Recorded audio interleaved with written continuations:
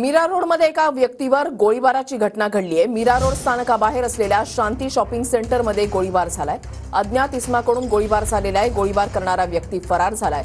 डोक्यामध्ये गोळी लागल्यानं या इसमाचा जागीच मृत्यू झालाय। आढावा घेतलेला आहे आमच्या प्रतिनिधींनी, पाहूया। मीरा रोडमध्ये एका अज्ञात व्यक्तीवरती गोळीबार झाल्याची घटना जी आहे ते समोर आली आहे।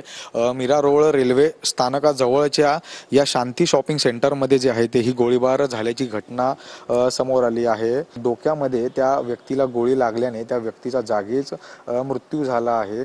ज्या व्यक्तीवरती या अज्ञात व्यक्तीने गोळीबार केली त्या व्यक्तीला कुठल्या एका केसमध्ये साक्षीदार होते, त्यांना त्या केसमधून मागे घेण्यासाठी दबाव येत होता, मात्र त्यांनी तो दबाव स्वीकारला नसल्यामुळे त्यांच्यावरती हा गोळीबार झाल्याची देखील प्राथमिक माहिती जी आहे मिळत आहे। गोळीबार झाल्यानंतरची त्या बंदुकीची मॅगझीन जी आहे ती देखील आपल्याला दृश्यांमध्ये पाहायला मिळत आहे। इथे पोलिसांकडनं या मॅगझीनची आहे ते मार्किंग केली जात आहे, मार्किंग करून ठेवण्यात आले आहे। पुढील तपासाला कुठेतरी गती मिळावी याकरिता या मॅगझीनचा देखील वापर होऊ शकतो, पुरावा सापडू शकतो। त्याचबरोबर दुसरीकडे आपण जर पाहिलं तर एक गोळी जी आहे ती फायर केलेली गोळीची कॅप्सूल सुद्धा इथे पडलेली आपल्याला पाहायला मिळत आहे। 9mm ची ही गोळी असल्याचं साधारण कळतंय। पुढील या सर्वच गोष्टींचा तपास जो आहे तो नायनगरच्या पोलिसांकडनं तपास घेताना आपल्याला पाहायला मिळत आहे। व्हिडिओ जर्नलिस्ट कृष्णा पवार सह मी जय पवार, TV9 मराठी, मुंबई।